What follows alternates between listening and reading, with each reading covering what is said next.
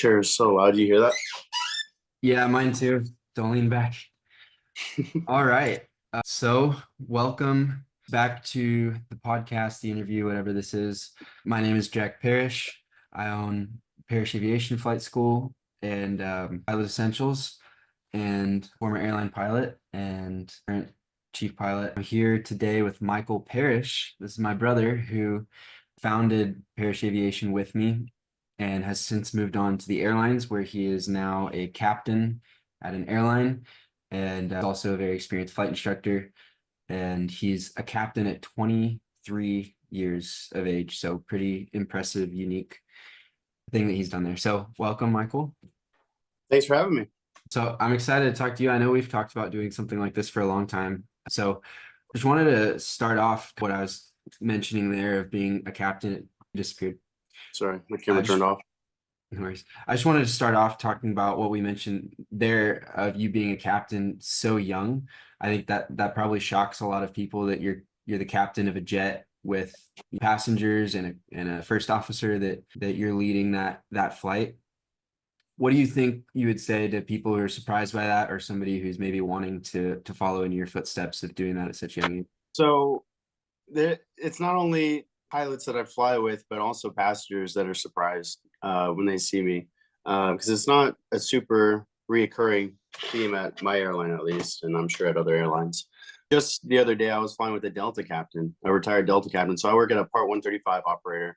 So retired guys that are over 65 and have to retire from the 121 world can actually come and fly with us. So I fly with retired guys all the time, and I'm 23. I'm the captain. I'm the PIC. So it was a weird feeling at first, but you get used to it. A lot of passengers will come off the plane and be like, "You're too young to fly." Probably no, but so there's no minimum age you have to be is 23 to be a PIC. My airline, Part 135. So What's PIC for someone who doesn't know? that's pilot in command. You have pilot in command and second in command. So you start off as an FO. What's an F? First officer. You start out as a first officer at a airline, and then you transition after. All airlines are different. So our airline it's not a seniority based. Like most 121 are seniority based. You get upgraded based on your seniority. Ours is merit based. So you have to get what's called a letter of recommendation to upgrade. And then as soon as you get, for our airline, you have to get one from a regular line pilot, a training captain, and a chief pilot. And once you get all three of those, you can go to an interview to become a captain. And you basically have to pass that interview, and then they send you to captain upgrade training. How was the training process? Was that difficult upgrading to captain? Was it more difficult than initially getting on with the company as a first officer?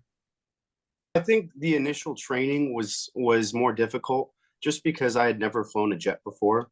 The way we did it is even initial hires, everyone did a PIC type rating.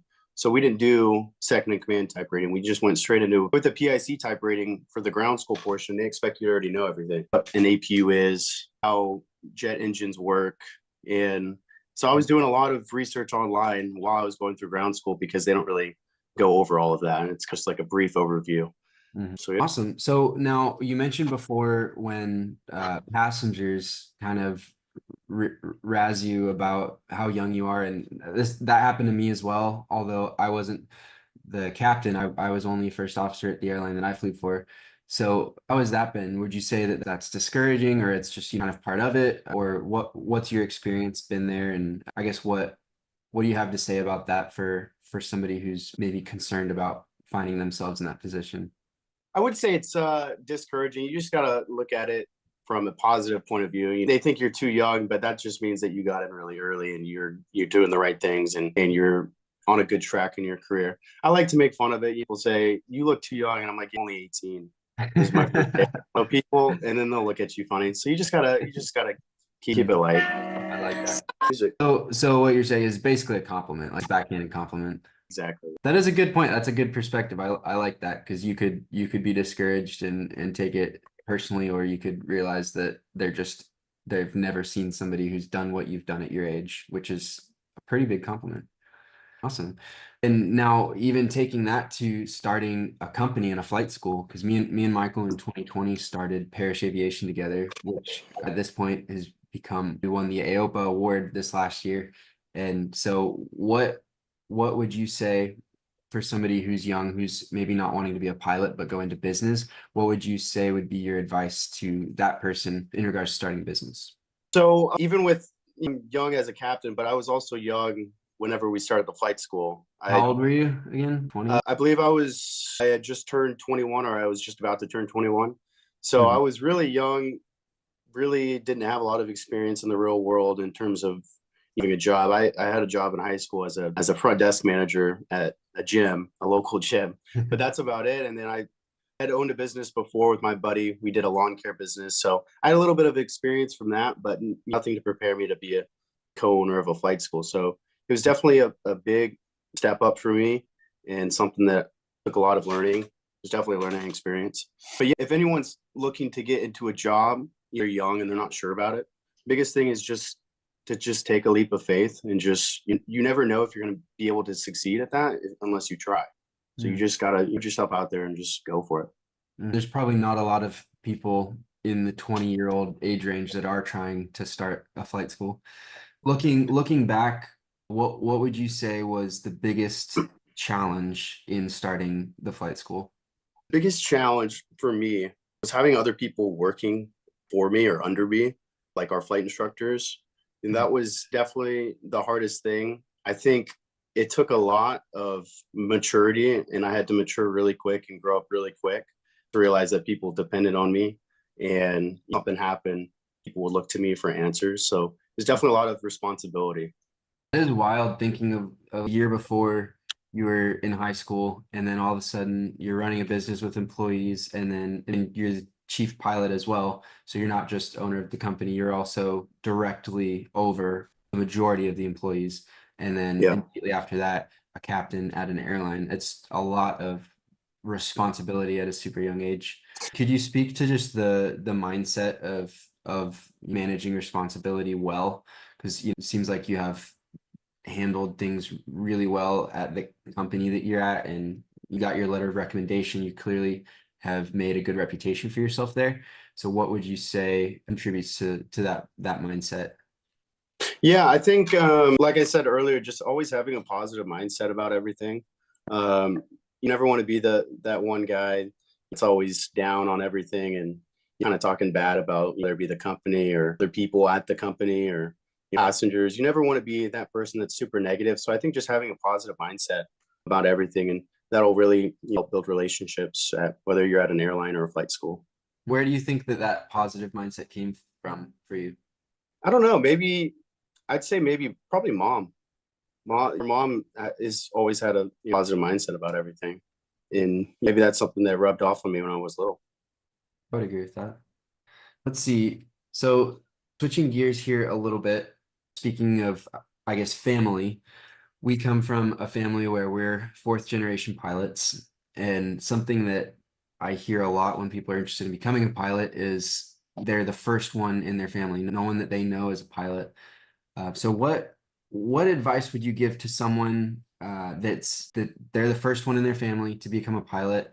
Are there any challenges that you think that they face that are different than somebody who's a multi-generational pilot? Or do you think that it's just as easy for anyone? And what advice would you give them? So I fly with a lot of people that career switches, and most of them didn't have anyone in their family that was a pilot at all. And I think the biggest challenge is not knowing what to do and where to start. So I would say for us, we're fourth generation pilots. So we always had our dad and our grandpa growing up to lead us to where we need to go and be a mentor for us. So I would say the biggest thing, if you don't have anyone in your family that's a pilot or any friends that are pilots, just find a mentor to talk to, and someone that can guide you on where you need to be and how to progress. Where would they look for that kind of person if they have no idea where to start? Local flight school, Parrish Aviation, if you're around. You could come in and talk to someone, and it's really easy to find mentors out there, whether it be a pilot or a flight or just the other person that's a private pilot. Online would be a good one. Airline pilot forums. There's a lot of good stuff on there. I would definitely say look on there. There's a lot of good places to find. Okay. I would add to that even Facebook groups. So in Dallas, there's the North Texas Aviators. There's a lot of opportunities to connect with people through that. And then a lot of the nonprofit organizations as well, I would add to that. So EAA, there's chapters in different locations. So you could find your local EAA, Experimental Aircraft Association chapter, AOPA. There's a lot of nonprofit organizations that you could get involved with that I would recommend as well. TA is a really good one. North Texas Aviators. Yep. Very cool. I like that. Yeah, from my experience, I would totally agree with you. I don't think there's really a greater challenge except for exactly what you're saying, having somebody to guide you through it. Maybe realizing how accessible it is, because like us, it wasn't really a question of we knew the process already for the most part. We knew that we'd grown up going to airports and things like that. So there was a level of the access that we were aware of. And really that access can exist for anyone who's interested. So Yeah. then just realizing and believing that anyone can do it is good too. Something that I wanted to talk about is kind of a fun current event. Boeing is having some interesting things going on. Are you familiar with what's been going on with the whistleblower and stuff? I'm familiar with it, with the situation. So I know Boeing's been having a lot of issues recently with their planes, mainly the 737 MAX. I know there's been some quality control concerns. Like you said, the whistleblower. I heard, so the whistleblower, he's been at the company for 32 years, right? I don't know 32. exactly how long, but I think I read it was 32 years, and he was a safety. Do you know his title? I believe it was safety and something with safety and quality control. I think it was. some capacity of that, yeah. And essentially, he said he had a lot of concerns about the company and how they were, I guess, manufacturing the aircraft, and there was a lot of safety concerns. And he died in apparent suicide recently, and it was on the news. So yeah, I heard about that. Oh, yeah, that's pretty wild. That's definitely sad. Now, I know the Alaska incident where the door came off. Mhm. If anyone hasn't heard about that, there was, I believe, a pressurization issue and the door came off in flight. Do you think that that was an isolated incident with Alaska Airlines with their own internal maintenance process, or do you think that that was related to Boeing? I'll preface it with this. I read that there were on multiple flights before, there were pressurization warning lights, and that plane was scheduled for maintenance the day that that event happened. So in light of that, do you think it's a Boeing, more of a Boeing issue with that event or more of an Alaskan Airlines issue? So I'm by no means an expert when it comes to maintenance stuff and all that. I'm not a maintenance person. So I can't, I feel like I shouldn't really speak on what either that was a maintenance, it was their problem, or if it was a Boeing problem. But I would definitely say our company, whenever we get a maintenance issue, it goes straight into we call it Traxol. It's basically a maintenance write-up program on our iPad. And maintenance will come out and look at it and they'll do their required checks. So, I mean, I'm sure Alaska is a big airline. I'm sure they have the same way of doing things. So I don't think a big 121 like that is skipping things in their maintenance, because that would be a big issue. So yeah, I'm not sure. Yeah. I'm really not sure. Yeah. It is hard to speculate because it's even the people who are writing the story, how much do they know about the maintenance process for a 121 air carrier? That's a pretty specific set of knowledge for a reporter to write about. Definitely. So, okay, in light of all this, whether or not it is a Boeing issue, what do you think is the future for them? Do you think that they're going to be around in 10 years? Do you think that they're still going to be one of the top two? Do you think that Southwest American, all these companies are going to continue putting in orders? I think this is just a small hiccup. They're a huge corporation. Obviously, it's just them and Airbus really right now. And I think obviously Airbus seems like they're on top right now. There's a lot of airlines that want to buy more A321s and A350s. I've even heard of rumors with American looking to buy those. But airlines are still putting in orders for the 737. I know American just put in a big order for 737s along with some Airbus 320s. So I think they'll still be around. I think this is just a small hiccup. Probably a good time to buy some Boeing stock. It's down, I think, almost 30% this year.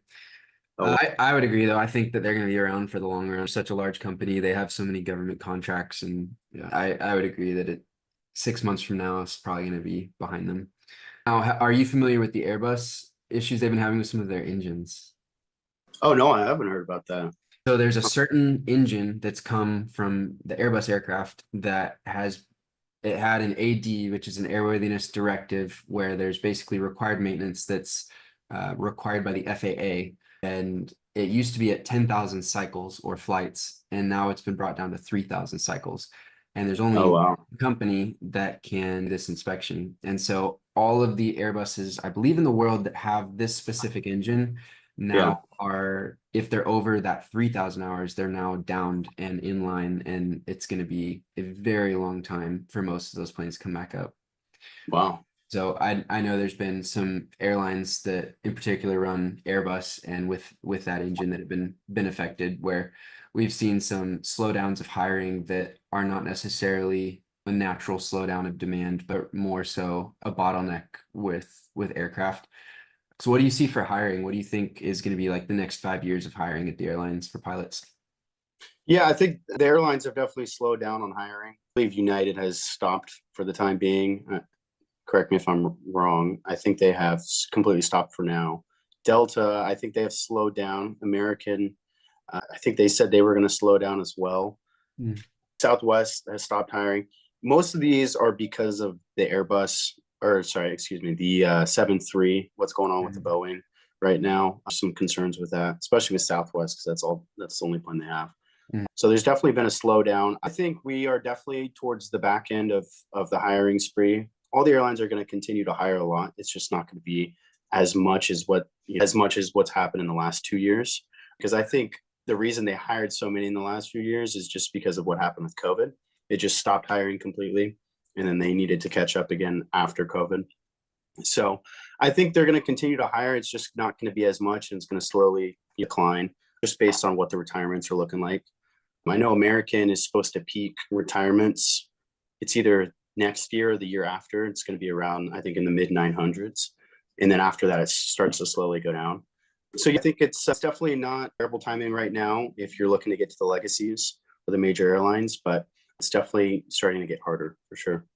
So with that, what do you think would help people continue to have a competitive edge? What are things that people could do to set them apart from the rest of the pack getting hired to a major airline?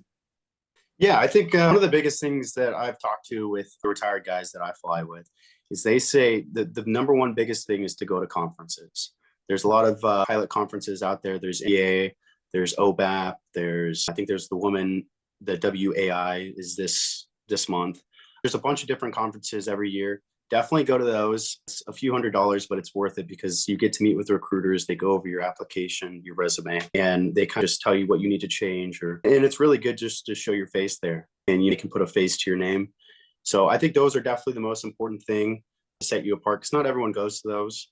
Another thing would be volunteering. I think that's a really good thing to add to your resume, kind of set you apart. Mhm. What was the most surprising thing for you in the hiring process at the Uh, airline? at my airline, Yeah. or what? Yeah, So at from my airline, most surprising part, there wasn't really anything that surprised me. There's a lot of, at least my airline, there was a lot of stuff online about what to expect at the interview. Are you talking about the interview? So at the interview, there's a lot of stuff online to be ready for that. And I think most airlines kind of have a gouge on what to expect at the interview. Mhm. You can just type in online, whatever airline you're applying for, just type in online, you interview gouge, kind of get you ready for it. So I wouldn't say there was anything that really surprised me. Mhm. Nothing major. So it's not really a place where there's trick questions or anything. It's fairly No, straightforward. they're not looking to trick anyone. They even said that in the interview beforehand. For the tech, because for our interview, there was a technical part, a meet the chief pilot part, and then a HR part. And they even said before the technical, you're not trying to trick you. There's no trick questions. It was pretty straightforward. Wow, that's awesome that you got to meet the chief pilot in your interview process. We were a small airline. Whenever I first got hired, we still are really small. I think we had 100 and I want to say 120 pilots. Chief pilot was awesome. He's no longer at our company, but yeah, it was really cool to meet him, and it was awesome. Very cool. Now, let's see. So take a second. Oh, I had a question in mind and I was trying to remember it. Something I'm asking all of the airline pilots, well, probably will ask all the pilots that I talked to on here, but all the airline pilots is what has been the craziest just passenger or emergency diversion kind of scenario that you've experienced while you've been at the airline? Yeah, I actually had one not too long ago. We had to declare an emergency. So we took off out of Dallas, and essentially we had a rudder system failure, which that's not something you want. It's a primary flight control, one of our three primary flight controls. So it was a pretty big deal. So we just ran our appropriate checklist and returned to the field, did emergency landing. But that was actually my first emergency ever in terms of being at the airline or flight instructor or a student. This is the first one. Yeah. Wow. So what was going through your mind when that happened? So it kind of goes back to your training. First thing you really want to do is aviate, fly the plane. It's very basic fundamentals of flying, but it really kicks in an emergency situation like that. So the rudder system failure that we had, it kicked off the autopilot and the yaw damp. So the whole approach, I think we were at 7,000 feet whenever it happened. So the rest of the flight was hand flown by me, which there's a lot of things going on in a jet. It's not like you're flying a 172. So there's a lot of different things that can be happening at once. So the main thing you want to be concerned about is obviously fly the plane. Next, navigate and then communicate. So next things we were thinking about was just figuring out, well, first of all, finishing our checklist and then figuring out how we're going to get back in, the approach that we're going to do, briefing the approach, and then last but not least, talking to ATC, talking to the flight attendant and the passengers. Wow. So while you are hand flying, what are you communicating to the first officer and what are they doing? The first thing I told him was, because we have what's called an ICAS system. It basically gives us a message and alerts us. And what we do with that message, the message, I think it said it was rudder system 1, 2, and op. So I looked at my first officer and I said, rudder system 1, 2, and op. I've got the plane, my aircraft, my radios. I want you to run the checklist for that message. And so then he knows what he has to do, go through the checklist. And then while he's doing that, I'm flying the plane and talking to ATC. Wow. That's really cool. That's a pretty crazy experience in handling an emergency like that. So did that, just for people who aren't really familiar with jet systems and you might think that something like that you're going to fall out of the sky, could you explain or speak a little bit to the redundancy of the systems in an airliner like that? So we have a lot of redundancies in any jet aircraft, in our aircraft as well. We have a ton of redundancies. It's never like you're going to fall out of the sky. There's always backup systems, and even sometimes there's the backup systems. So there's a lot of redundancy. And for the rudder system, luckily we had our backup system. So it was an abnormal situation, but we did declare emergency just because the primary flight control malfunction. So I think you're required to declare emergency for that. But it's something that's just abnormal. It was a normal approach, and the rudders just felt a little bit heavier, but everything was normal. Wow, that's awesome. So crazy emergency, but really you fly, the FO runs a checklist and you've got plenty of redundancies, still able to fly the plane safely and get on the ground. Not going to take it all the way to the destination there. Did you guys just switch aircraft? Were you able to get all the passengers on another aircraft? So we took about an hour delay after that. I think we were in there for about 40 minutes, and then we came back and switched planes. And luckily, there was another plane right next to us, so we just switched that one. Nice. Excuse me. So Very cool. That's awesome. I think that's a cool insight into what actually happens when something does go wrong. yeah. Very cool. Let's see. Now, let's bring it back maybe to the earlier part of your flying experiences and getting to the airlines. Do you have a favorite kind of flying moment in your life? I guess it could even be at the airlines, but do you have a favorite flight that you've ever done? Oh, that's hard. That's hard. I have a lot of favorite flights. I don't think I could pick one. I could give you a few, maybe like four actually. First one was flying with Papa in the Stearman, or not in the Stearman, in the Champ, sorry, in Phoenix. I barely remember it, but I remember it enough, and that was definitely one of the things that brought me to aviation. I thought was really cool. Another one would probably be flying with Dad for the first time. We flew actually our first aircraft that we bought, 757 Hotel Tango. Dad went with me. This was the day I finished my CFI. I finished my CFI initial check ride. The same day we flew out to, I believe it was Venice, or what's the airport out there? Tampa, I think. It was Florida. I don't remember the airport. Somewhere around there on the West Coast side. And we picked up a 152 from Venice and flew it all the way back, me and my dad. And that was a lot of fun because I had never gotten to really fly with him before. So that was definitely something I'll cherish forever. Another one will probably be just my first flight in the jet. That was pretty surreal, flying a jet for the first time, because I had only flown 152s, 172s. So it was a big jump up. That's awesome. What did you flew Seminoles for your multi-training, right? So the flight school I went to, Seminole was the multi-engine trainer. I got my commercial multi and then my MEI. But after that, I didn't fly multi-engine until I got to the jet. Wow. Oh, yeah. Parrish Aviation didn't have one. Yeah.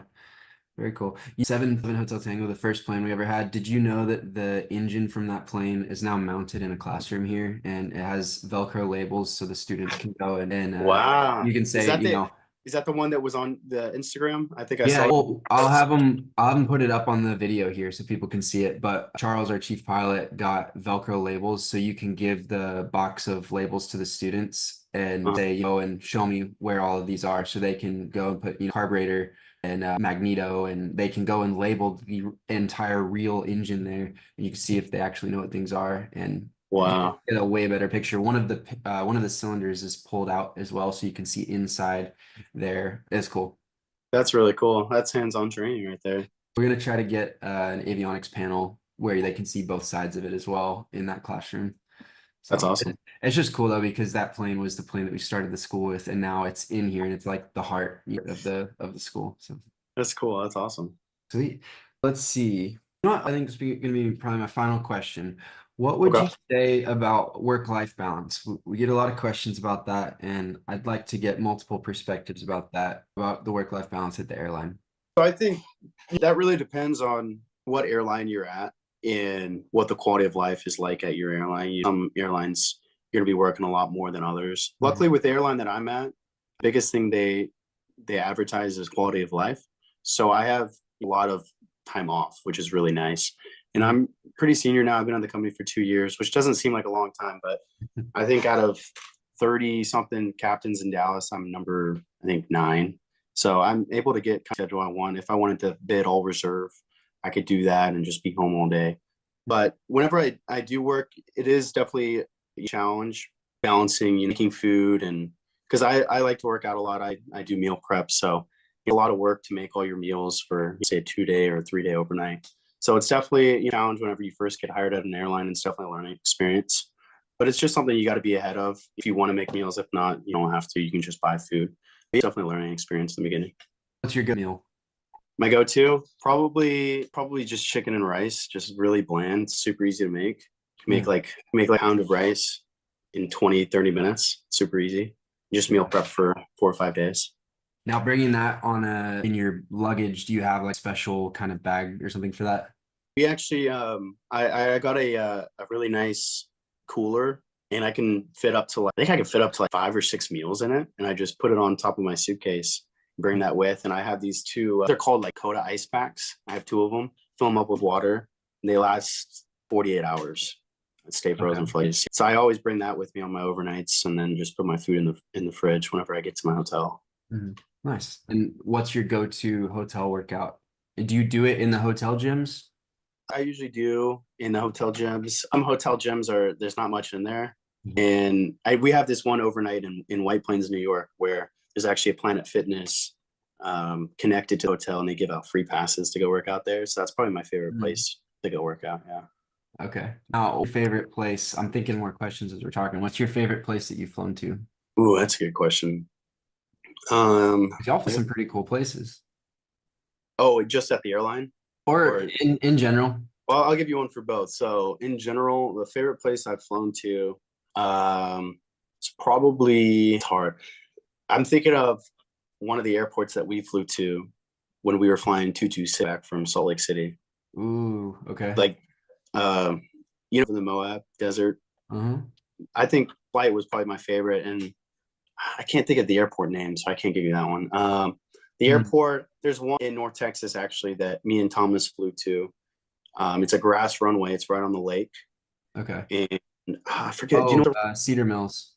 Cedar Mills? Favorite in a single engine. That was In a lot of fun. DFW area, that's the best for sure. It's up by Yeah, Lake Texoma. It's on Lake yeah. Texoma That, there with Sci for our first year anniversary up there in the Champ and mhm. landed. And then there's the cabins there that Yeah, also yeah. last runway. We stayed there in the morning actually with the Champ. There was we were having an issue with I think it was mixture at that point and just like making an adjustment for it. So it was a little bit on the colder side. Our anniversary's in December.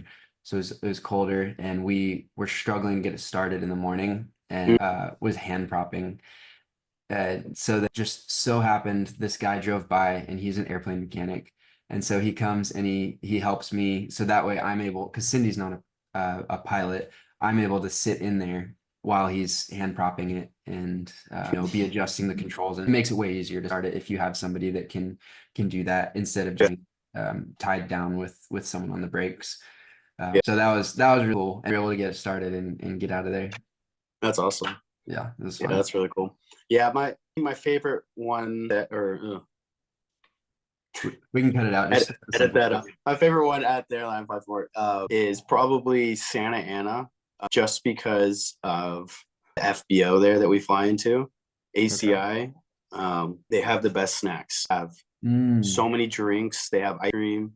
They have snacks. They have everything, and it's really nice. And I also like doing the departure out of there. You do the noise abatement, which is kind of fun sometimes.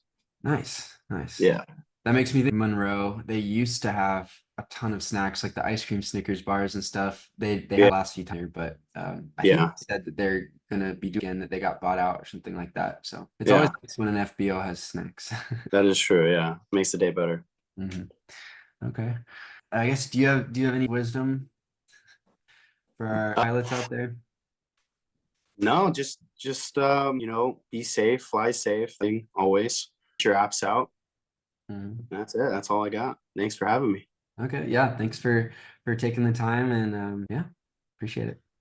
Yeah. Sweet. Well, go ahead and stop this. Stop the recording.